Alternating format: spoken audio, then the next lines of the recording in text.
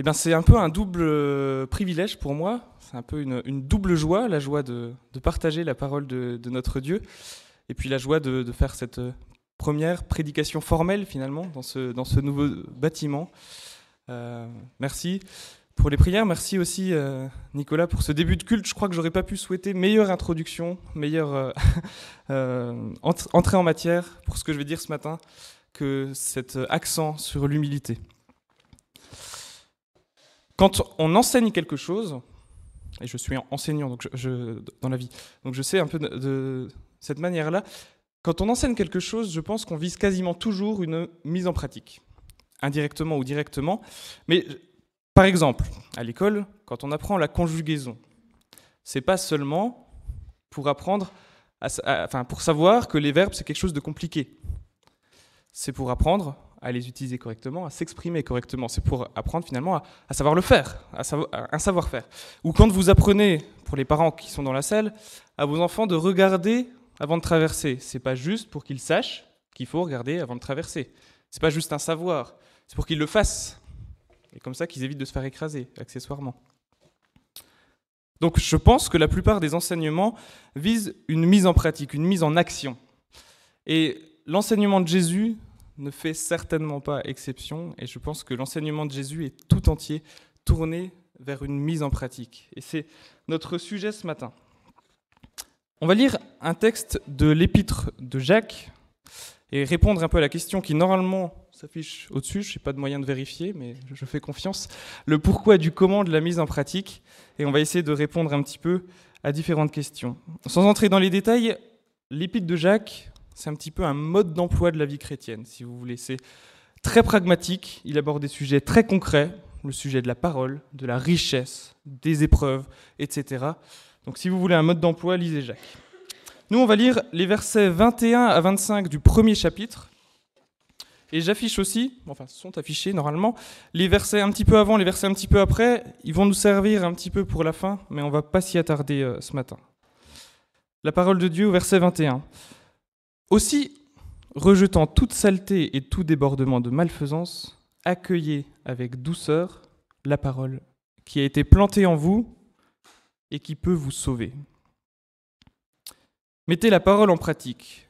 Ne vous contentez pas de l'écouter en vous abusant vous-même. En effet, si quelqu'un écoute la parole et ne la met pas en pratique, il est semblable à un homme qui regarde dans un miroir son visage naturel et qui, après s'être regardé, s'en va et oublie aussitôt comment il était. Mais celui qui a plongé les regards dans la loi parfaite, la loi de la liberté, et qui y demeure, non pas en écoutant pour oublier, mais en mettant en pratique, en faisant œuvre, celui-là sera heureux dans sa pratique même. Donc mettre en pratique la parole, c'est une jolie formule, mais je pense qu'on peut se poser 3 questions ce matin, 3 questions très simples. C'est quelle parole ? En fait, de quelle parole on parle ? On s'y attardera un petit peu. Après, on s'attardera surtout ce matin sur pourquoi la mettre en pratique. Au fond, pourquoi ? Et on verra qu'il y a 5 bonnes raisons, j'en parlerai assez longuement. Et puis, en fonction du temps qui nous reste, on verra un peu plus le comment concrètement, mais rassurez-vous, on essaiera de l'aborder aussi. Quelle parole ? Je pense que c'est la question à se poser. Et avant de voir un petit peu ce que nous dit Jacques dans ce texte, regardons un petit peu ce qu'il dit juste avant, au verset 18 du chapitre 1. Il nous fait un bon rappel, c'est que c'est par la parole de Dieu que nous avons été créés. Il a voulu lui-même nous donner la vie par sa parole, qui est la vérité, afin que nous soyons au premier rang de toutes ces créatures. Nous donner la vie par sa parole. C'est une parole qui est puissante, c'est la parole de Dieu, et c'est la parole par laquelle tout existe. Bon, on ne parle pas de n'importe quelle parole. Un deuxième petit rappel aussi, avant de voir vraiment ce qu'en dit Jacques, retenez aussi et gardez à l'esprit que Jean va beaucoup plus loin et dit que Jésus est la parole. Et c'est quand même un petit peu dans ce sens-là que Jacques va en parler. Voyons ce qu'il en dit au verset 21. « Accueillez avec douceur la parole qui a été plantée en vous et qui peut vous sauver. » Alors pour comprendre ce verset, on va décortiquer un peu, on va voir que la parole en fait peut avoir 2 sens qui sont assez proches, mais pour nous aider, on va dire que le premier sens de la parole, en fait, c'est l'évangile. C'est-à-dire, c'est la bonne nouvelle, c'est l'œuvre de Jésus. C'est l'histoire qu'on peut lire dans les évangiles. Dans l'évangile de Marc, Luc, Jean, Matthieu. C'est celle qui témoigne que Jésus est venu sur terre. Pourquoi ? Pour nous sauver. Parce que si nous imaginons que nous pouvons nous sauver pour obtenir le salut par nos propres moyens, Nicolas l'a rappelé, si nous pensons que nous sommes assez bons pour obtenir le salut, je peux vous dire qu'on se met le doigt dans l'œil et que c'est à la fois faux et absurde de penser qu'on est suffisamment digne, suffisamment bon pour être en présence pour l'éternité avec le Dieu 3 fois saint. Il n'y a qu'une manière d'être sauvé, rappelons-le ici, c'est que c'est précisément de reconnaître qu'on n'est pas assez bon, de reconnaître qu'on est complètement indigne, de s'humilier, comme ça a été dit, et que Jésus est le seul chemin qui conduit au Père, que c'est parce qu'il nous a fait grâce, parce qu'il est mort et ressuscité, parce qu'il est mort par amour pour nous que nous avons cette assurance d'avoir la vie éternelle. Donc, dans ce sens, Jacques nous dit cette parole qui peut vous sauver. Dans ce sens, oui, cette parole sauve, parce que Jésus-Christ, par sa mort et sa résurrection, nous sauve. Et ce moyen d'accueillir ce salut, c'est la foi, tout simplement. Mais le salut, donc le fait d'être sauvé, n'est pas seulement une conviction intellectuelle. C'est pas seulement de penser que Jésus est mort pour nous, ça inclut aussi de vivre une vie de disciple. Il y a un de mes enseignants qui disait « On n'est pas seulement sauvé du péché, sauvé de la mort, on est aussi sauvé pour vivre, pour suivre Christ, pour le servir. » Il y a ces deux aspects. Donc là, on a vu le premier sens de la parole au sens de l'évangile, l'œuvre de Jésus. Mais il y a un deuxième sens qui est assez lié, c'est que la parole, et Jacques pense à cela aussi quand il écrit, c'est l'enseignement de Jésus. Pour le dire très simplement, il s'agit de prendre en compte ce que Jésus a fait, mort et ressuscité pour nous, mais aussi, et c'est logique, ce qu'il a dit. Pour le redire encore autrement, quand on est sauvé, nous plaçons notre confiance en Jésus. Mais nous plaçons aussi, de fait, toute notre confiance dans ses paroles, dans son enseignement. D'ailleurs, quand Jacques invite humblement, d'accueillir humblement la parole qui peut nous sauver, juste avant, il commande dans la même phrase de rejeter toute saleté, tout débordement de malfaisance, en disant vraiment que l'un va avec l'autre, que le salut commence par une nouvelle naissance, par une nouveauté de vie. Alors quand je dis que la parole, c'est aussi l'enseignement de Jésus, où est-ce qu'on le trouve, l'enseignement de Jésus ? Eh bien, évidemment, dans tout le Nouveau Testament. Et c'est intéressant de voir que peut-être encore plus particulièrement dans le Sermon sur la montagne, le Sermon sur la montagne, c'est les chapitres 5 à 7 de l'Évangile de Matthieu, et c'est intéressant de voir que Jacques et le Sermon sur la montagne, il y a énormément de points communs. Donc on pense que Jacques a vraiment les enseignements de Jésus, et peut-être particulièrement cela, quand il écrit, et ça nous dit vraiment qu'est-ce que c'est l'engagement du chrétien. Et puis j'aimerais faire une remarque d'ailleurs pour montrer un peu la proximité, c'est qu'à la fin du Sermon sur la montagne, Jésus insiste sur un point, sur la nécessité et l'importance de mettre en pratique ses paroles, son enseignement. Et qu'est-ce que fait Jacques dans notre texte ? Exactement la même chose. Pour répondre à la question « quelle parole ?», parce que c'est vraiment important de comprendre cela pour la suite, on peut voir aussi que Jacques dit au verset 25 « celui qui a plongé les regards dans la loi parfaite, la loi de la liberté ». En fait, ici, il prend deux autres termes pour parler de la parole. Mais j'aimerais m'arrêter avec vous sur la loi de la liberté. La loi de liberté, c'est pas une expression un peu paradoxale ? Une loi de liberté. Est-ce qu'une loi, c'est pas un peu contraignant par nature ? Pour en discuter longtemps, mais je pense que la loi de Christ, c'est-à-dire ses enseignements, ses commandements, c'est important de les voir comme un appel, comme une main tendue. J'emploierais même une image empruntée à la piscine. C'est comme une perche tendue à celui qui est en train de se noyer. Pourquoi en train de se noyer ? Parce que si on n'obéit pas à la loi de Christ, finalement, on obéit à quelle loi ? À la loi du péché, la loi qui mène à la mort. Donc on est finalement en train de se noyer. Et on est libre de saisir ou non cette perche. Elle ne s'impose pas en soi. En même temps, elle avertit du danger si on ne la saisit pas. Et donc ce que j'aimerais dire ce matin, c'est qu'en tant que disciples de Jésus, nous agissons en sachant que nous sommes ceux qui s'accrochent, qui ont saisi cette perche et qui s'accrochent à leur sauveteur. En conformité avec cette certitude qu'on trouve dans Romains 8, il n'y a donc maintenant plus aucune condamnation pour ceux qui sont en Jésus-Christ. La vraie liberté se trouve finalement dans l'obéissance joyeuse, reconnaissante aux enseignements de Jésus. Donc, on a un peu répondu à quelle parole. La parole que nous sommes donc appelés à mettre en pratique, c'est pas simplement un texte, une liste de choses à faire. C'est d'abord une parole puissante, une parole qui sauve, une parole qui libère, et une parole qui donne vraiment une nouvelle direction de vie. Quand on a dit ça, on a déjà des sérieuses raisons, comme le dit Jacques, d'y plonger nos regards. Vous en conviendrez. Ça nous amène à un peu la grande partie de ce que je voulais vous partager, le pourquoi. Pourquoi la mettre en pratique ? Je vous propose 5 bonnes raisons, dit comme ça c'est un petit peu bizarre, mais 5 bonnes raisons de mettre la parole en pratique, 5 encouragements finalement pour nous de la mettre en pratique. La première, ce sera pour vivre notre salut. On verra ce que ça veut dire, cette expression. Ensuite, pour être des disciples authentiques, et vous allez voir que ça va faire vraiment écho à ce qui a été dit au début de ce culte. Également pour porter du fruit, pour résister au mal, pour demeurer fidèle. Et puis nous verrons après une raison qui peut être un peu plus surprenante peut-être, mais qui est tout aussi importante, c'est aussi pour être heureux. Premier point, pour vivre notre salut. C'est en fait ce qu'on a déjà un peu vu, hein. C'est ce que je vous disais tout à l'heure, il s'agit de voir ce que Jésus a fait et ce qu'il a dit.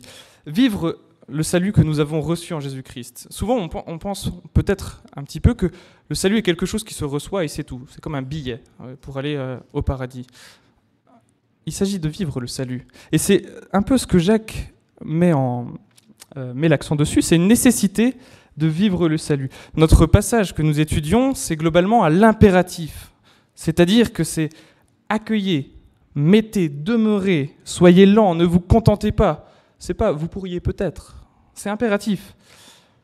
Et dans Jacques 2, donc le chapitre après, Jacques va dire ce verset assez connu, il en est ainsi de la foi, si elle n'a pas d'œuvre, elle est morte en elle-même. Donc j'aimerais être très clair, le rôle des œuvres, c'est-à-dire de la pratique, ce n'est pas de sauver.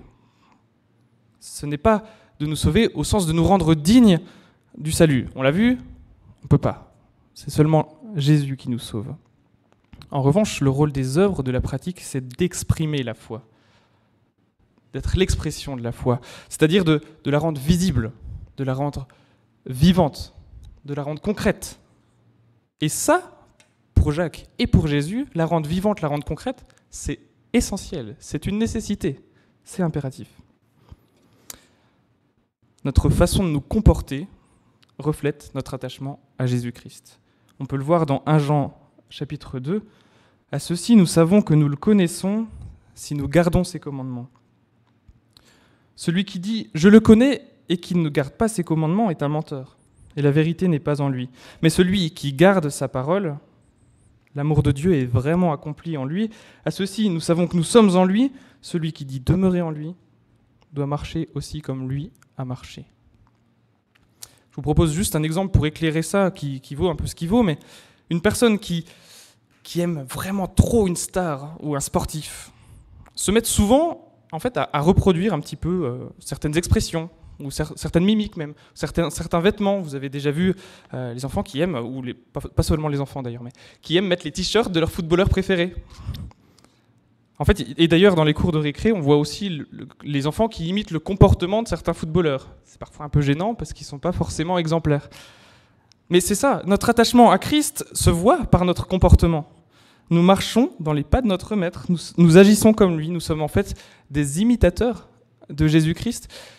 Et en fait, quand j'ai dit ça, ça va même plus loin. Si je reprends 2 expressions de Paul, il ne dit pas seulement qu'on est des imitateurs. Paul emploie par exemple dans Romains 13 l'expression « revêtez le Seigneur Jésus-Christ ». C'est encore plus fort. Revêtez le Seigneur Jésus-Christ. Et puis également ce verset dans Galates 2, « Ce n'est plus moi qui vis, c'est Christ qui vit en moi. Donc c'est imiter au sens presque le plus fort du terme, si vous voulez. Vivre notre salut. Marcher comme lui a marché. Une première raison, peut-être vraiment la raison essentielle que nous avons de mettre en pratique la parole. Mon deuxième point, c'est pour être des disciples authentiques. En fait, ce qu'on a vu là, c'est pour être des disciples, mais attardons-nous sur cet adjectif authentique. Parce que mettre en pratique la parole, c'est en fait le défi de la cohérence. C'est-à-dire de combattre l'hypocrisie, et le texte que nous avons lu ce matin avec le publicain, c'est vraiment ça. Combattre l'hypocrisie, le défi de la cohérence. Ne nous abusons pas nous-mêmes, nous dit Jacques. Versets 22 à 24, mettez la parole en pratique, ne vous contentez pas de l'écouter en vous abusant vous-même. En effet, si quelqu'un écoute la parole et ne la met pas en pratique, il est semblable à un homme qui regarde dans un miroir son visage naturel et qui, après s'être regardé, s'en va et oublie aussitôt comment il était. Alors je vous propose une petite histoire, une pure fiction, et honnêtement, c'est vraiment juste pour essayer de mieux comprendre ce verset. Imaginons. Est-ce que quelqu'un s'appelle Raoul ? Non ? Personne ? Ça m'arrange, parce que c'est comme ça que j'ai appelé la personne dans mon exemple.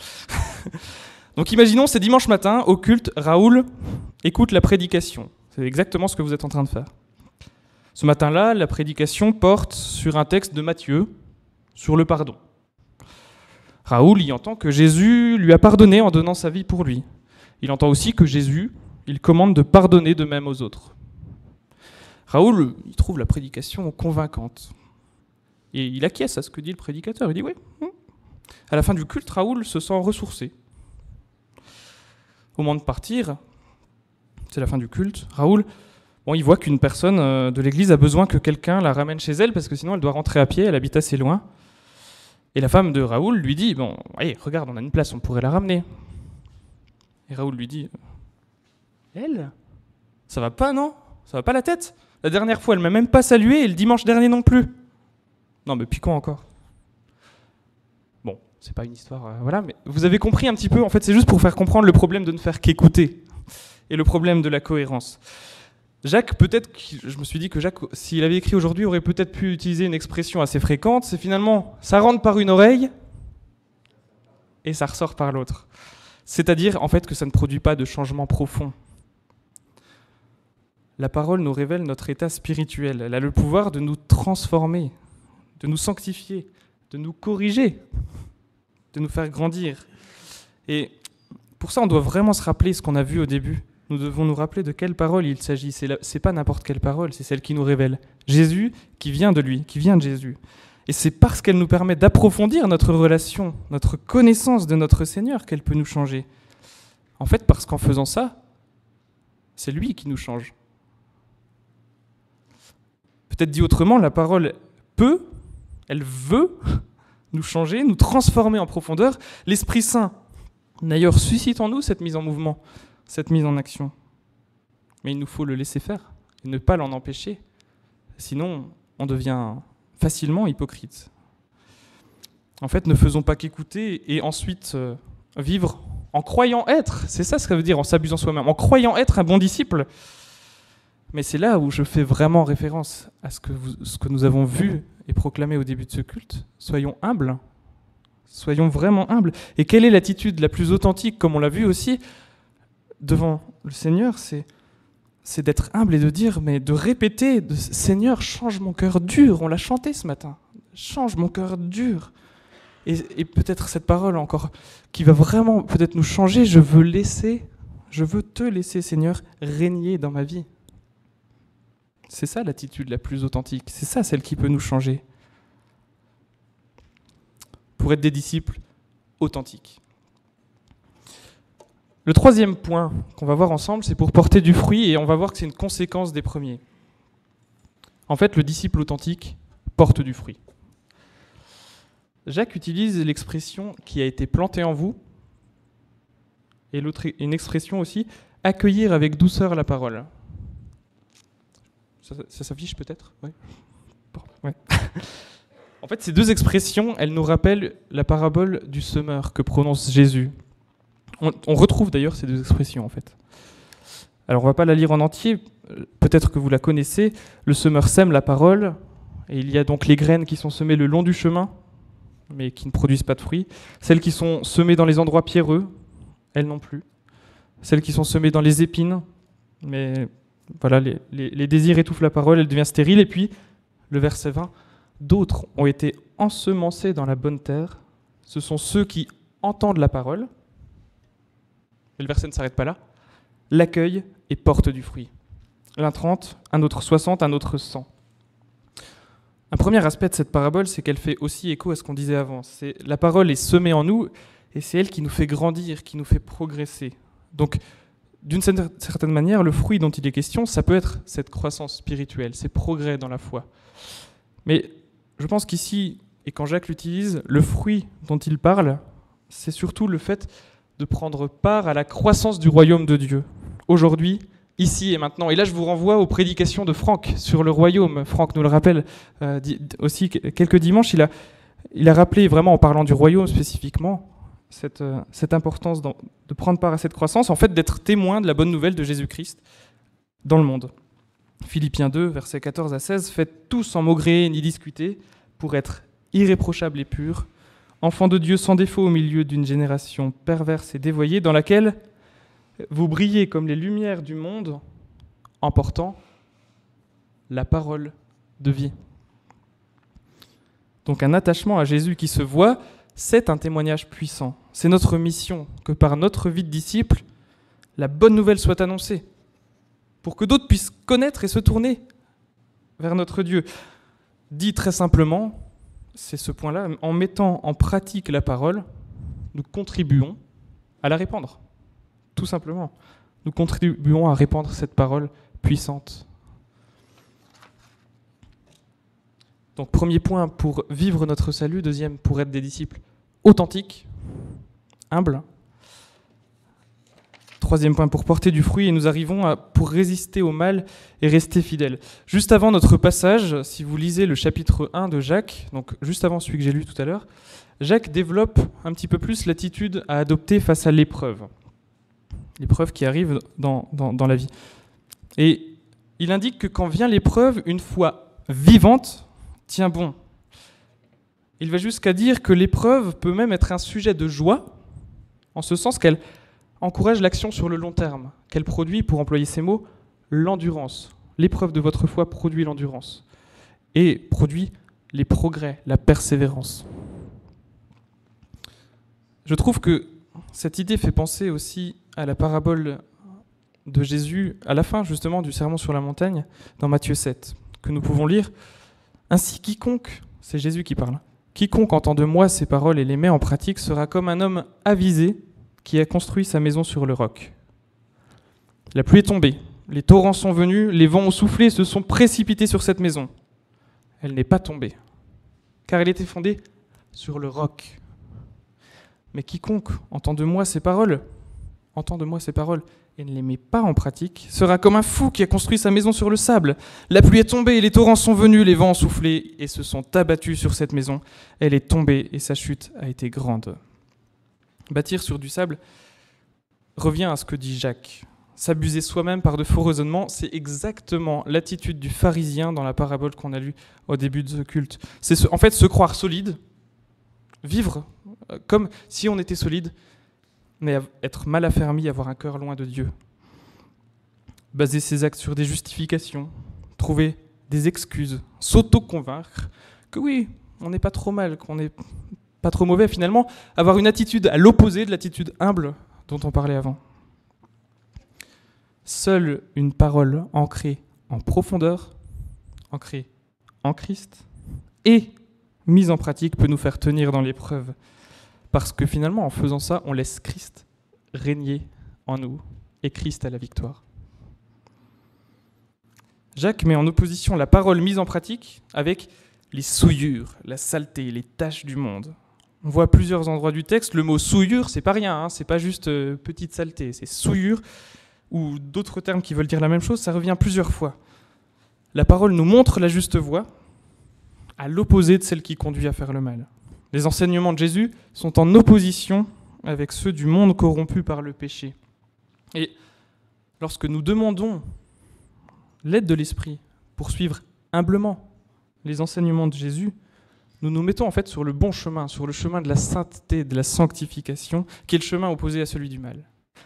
Mais attention, c'est important de le repréciser, il ne faut pas tomber dans une espèce de légalisme qui nous ferait croire qu'on est capable de suivre parfaitement le chemin de la sainteté, c'est-à-dire d'agir sans péché, de mettre en pratique parfaitement la parole.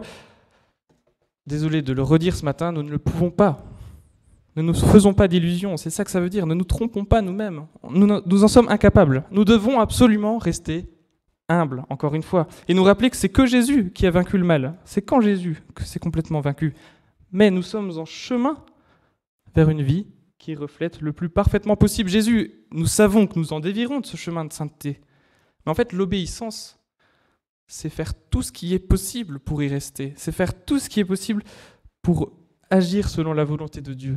C'est ça, mettre en pratique la parole et se laisser complètement diriger par lui. Donc ça nous permet, avec son aide, et en restant humble, d'essayer au maximum de résister au mal et surtout de rester fidèle. Alors peut-être que là, vous êtes un petit peu découragé, vous vous dites que c'est quand même bien exigeant. Alors on va souffler un petit peu ensemble et on se dit, non, c'est exigeant, mais on sait que c'est humble et que nous avons la victoire complète en Christ. Enfin plutôt que Christ a la victoire et que nous avons cette grâce incroyable d'y prendre part. Mon 5e point, c'est pour être heureux. Alors comprenez-moi bien. Jacques nous dit, celui qui a plongé les regards dans la loi parfaite, la loi de la liberté, qui y demeure non pas en écoutant pour oublier, mais en mettant en pratique, en faisant œuvre, celui-là sera heureux dans sa pratique même. Donc Jacques, il est en train d'associer l'obéissance au bonheur. Obéissance, bonheur. C'est pas une association qui est très fréquente dans le monde dans lequel on vit. Par contre, c'est une association qui est très fréquente dans la Bible. Obéissance, bonheur. Et puis, j'aimerais juste souligner que être heureux dans sa pratique, est-ce que c'est pas finalement un critère principal quand on cherche du travail ? Est-ce qu'on cherche pas finalement un travail pour être heureux dans sa pratique ? Bon, j'ai dit ça, maintenant, on va voir que c'est un petit peu différent pour deux raisons. C'est un petit peu différent parce que le bonheur dont parle Jacques et dont parle Jésus aussi, c'est pas un bonheur au sens de satisfaction passagère. C'est beaucoup plus fort que ça, c'est un bonheur au sens de être comblé, être en paix.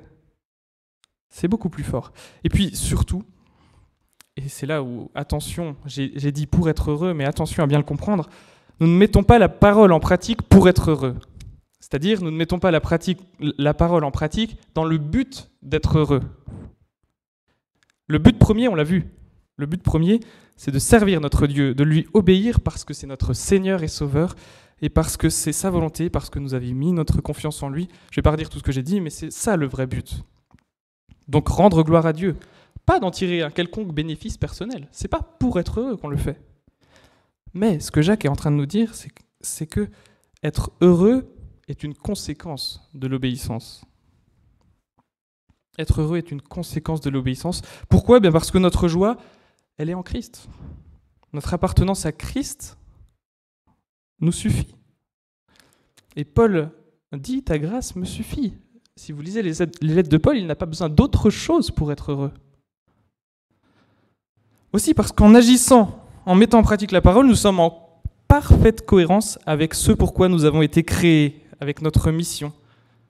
N'est-ce pas une joie d'être en parfaite harmonie avec ce pourquoi nous sommes là ? C'est finalement, ça donne un sens réel à nos actions, tout simplement.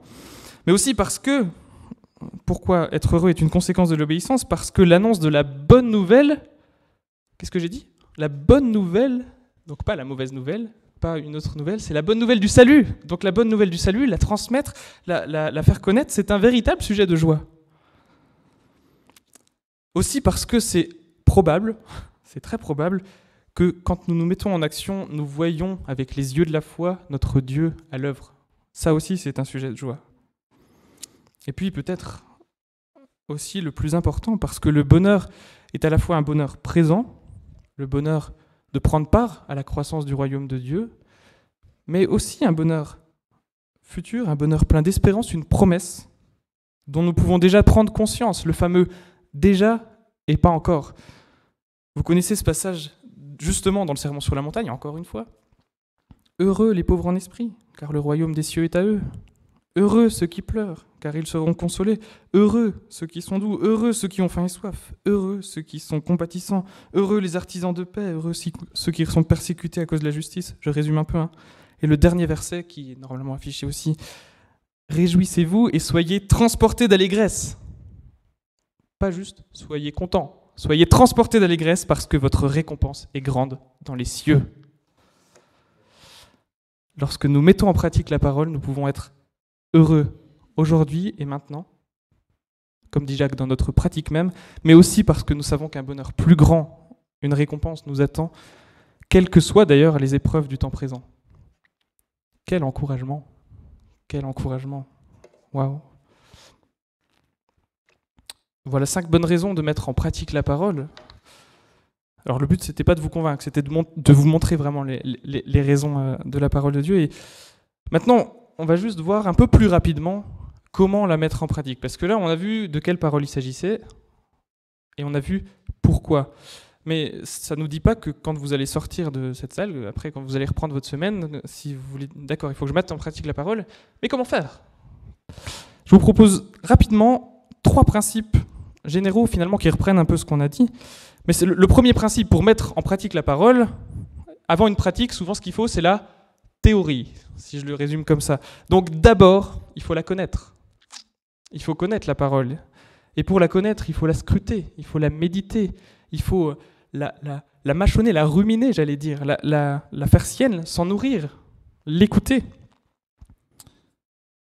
Et puis dans le verset 25, j'ai noté aussi que celui qui a plongé ses regards dans la loi parfaite, la loi de liberté, et qui demeure non pas en écoutant pour oublier, mais en mettant en pratique, il y a un sous-entendu dans ce verset, c'est que mettre en pratique la parole nous permet d'y demeurer. Et si on réfléchit, c'est un petit peu comme n'importe quel enseignement. Si vous apprenez à jouer d'un instrument de musique, plus vous allez pratiquer, plus vous allez retenir, plus vous allez mettre en mémoire les compétences, les savoir-faire, plus vous allez finalement demeurer dans votre pratique, et c'est un cercle vertueux. Donc se nourrir de la parole, la connaître, l'apprendre, pourquoi pas? Je ne sais pas si vous avez déjà appris par cœur des passages de la parole, mais nous sommes, je pense, appelés à le faire, à la méditer, etc. C'est le premier principe, qui est finalement assez logique. Le deuxième principe, et c'est vraiment important, c'est de se rappeler que quand nous regardons la parole, nous regardons d'abord vers une personne, d'abord vers Jésus notre Seigneur. De se rappeler que c'est par la foi, sous l'influence de l'Esprit, que nous agissons en disciples de Jésus. Ce n'est pas une liste de choses à faire comme des principes philosophiques ou des principes moraux. C'est d'abord une rencontre. Et mon troisième principe, c'est en ayant conscience, donc la mettre en pratique en ayant conscience que nous n'arriverons jamais à l'accomplissement parfait de la parole, mais que c'est une marche, un chemin sur lequel nous cherchons à progresser humblement. 3 principes. Et je pourrais m'arrêter là, mais si vous me permettez encore quelques minutes simplement, parce que je ne peux pas vous laisser là en disant entre guillemets, c'est bien de mettre en pratique la parole, et quelle parole, etc., sans vous donner quelques pistes concrètes. Et Jacques, c'est ce qu'il fait. D'ailleurs, en fait, le passage que nous avons étudié, Jacques l'encadre avec des exemples hyper concrets. Alors, rapidement, survolons ces quelques exemples de Jacques. Le premier exemple de Jacques, normalement ça s'affiche, je vois, ouais, c'est bon, c'est la colère. Ça, il le dit juste avant le passage. « Sachez-le, mes frères bien-aimés, que chacun soit prompt à écouter, lent à parler, lent à la colère, car la colère de l'homme n'accomplit pas la justice de Dieu. » C'est un thème commun avec le sermon sur la montagne, encore une fois. D'ailleurs, dans le sermon sur la montagne, Jésus va nous expliquer que le problème, c'est surtout dans le cœur de celui qui manifeste la colère. Autrement dit, on peut être indigné ou irrité. De façon juste, c'est même parfois légitime. Quand nous sommes face à l'injustice, il est totalement légitime de ressentir un sentiment d'indignation. Oui. Mais une expression de la colère qui serait complètement incontrôlée, qui serait violente, ou, c'est peut-être plus fréquent dans nos vies, qui serait dirigée contre quelqu'un spécifiquement, cela, nous dit Jacques, n'accomplit pas la justice de Dieu. Donc à la colère, d'ailleurs, on peut voir que Jacques oppose l'écoute, prompt à écouter, l'économie de parole, lent à parler, et puis aussi, au verset d'après, la douceur, l'humilité aussi. Donc juste avec ça, on a peut-être déjà un premier axe de travail. C'est un exemple, c'est uniquement un exemple. Il y a plein d'exemples de mise en pratique très concrètes. Je vous propose un deuxième exemple qu'on trouve aussi dans Jacques, c'est la langue, c'est-à-dire les paroles, le langage. Si quelqu'un se considère comme un homme religieux alors qu'il ne tient pas sa langue en bride, mais qu'il se trompe lui-même, sa religion est futile. Jacques, il critique ici les vaines paroles, exactement, encore une fois, comme la parabole que nous a rappelé Nicolas, les paroles, qui recherchent la gloire qui vient des hommes. On peut penser ici vraiment à tous les enseignements de Jésus à l'encontre des pharisiens qui font des beaux discours, qui font des belles prières, qui aiment se montrer remplis par l'orgueil. Et Jacques invite plutôt à la prudence. Jacques invite plutôt à la mesure avant de parler. C'est d'ailleurs la deuxième fois qu'il invite à la mesure avant de parler ici. Plutôt que de tenir des discours, d'agir ou de se taire. Et si vous voulez approfondir le sujet des paroles et avoir plus encore de billes pour voir comment progresser peut-être, je vous invite aussi à lire le chapitre 3 de l'épître de Jacques. Jacques qui consacre à un très long développement. Peut-être qu'on pourrait le résumer simplement comme très concrètement.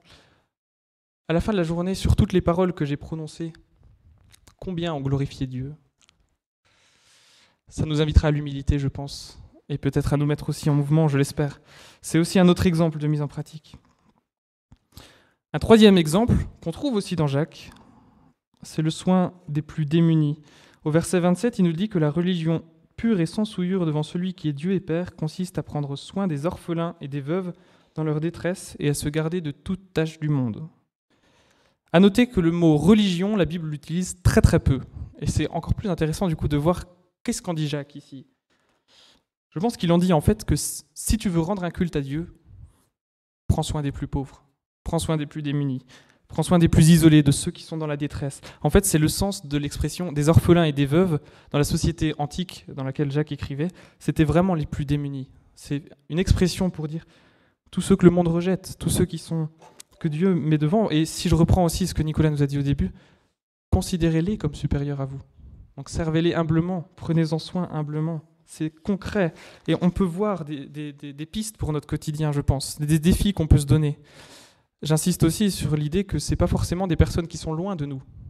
C'est bien de donner pour des associations, par exemple, mais Jésus parle de prendre soin de notre prochain, celui que Dieu met sur notre route. Soyons à l'écoute de ça. Voilà un autre défi. Et puis, bien sûr, si vous voulez d'autres défis, d'autres axes de travail pour progresser, eh bien, je vous renvoie au premier principe qu'on a vu tout à l'heure. Scrutons la parole. Voyons ce que Dieu attend de nous. On arrive à notre conclusion. Ce que j'aimerais qu'on retienne peut-être, c'est que mettre en pratique la parole, c'est pas juste une formule. Et je crois que l'ordre des questions qu'on s'est posées est le bon dans le sens où c'est important toujours de garder à l'esprit de quelle parole on parle et en qui nous avons mis notre foi. En fait, on obéit aux paroles de notre Sauveur, les mêmes qui nous annoncent que nous sommes sauvés, les mêmes qui nous annoncent que nous avons la vie, les paroles de vie. De retenir aussi pourquoi on met en pratique. Est-ce que c'est pour chercher une gloire qui vient des hommes ? Est-ce que c'est pour obtenir le salut ? Ah, mauvaise raison. On peut arrêter tout de suite si c'est pour ça. Non, pour vivre notre salut, pour être des disciples authentiques, pour porter du fruit, pour demeurer fidèles, résister au mal. Et tout ça avec quand même une promesse incroyable de bonheur, aujourd'hui et pour l'éternité. Et c'est seulement, je pense, quand on a fait tout ce chemin-là, que tous les impératifs, et il y en a beaucoup dans le Nouveau Testament, des impératifs, des commandements, vraiment des choses qu'il faut faire, ça ne devient pas des choses moralisatrices, mais finalement, ça nous met vraiment en mouvement, avec l'aide du Saint-Esprit. Et quand on a la bonne motivation, eh bien, retroussons-nous les manches et glorifions Dieu par nos actes, avec joie. J'aimerais simplement conclure avec ce verset qui est affiché, je suppose. Jésus donc disait aux Juifs qui avaient mis leur foi en lui, « Si vous demeurez dans ma parole, vous êtes vraiment mes disciples. » J'aimerais nous inviter vraiment à demeurer dans sa parole. Je vous invite à la prière. Seigneur, merci de nous avoir sauvés. Merci parce que c'est vrai.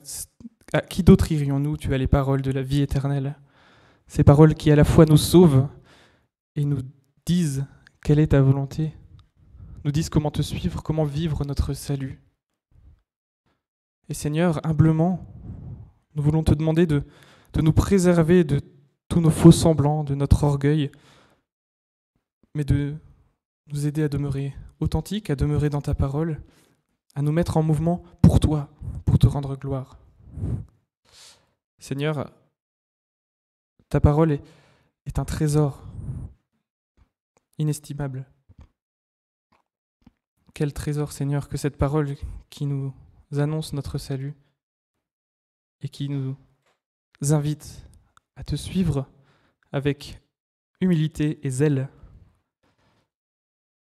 Quel trésor, Seigneur. Gloire à toi. Amen.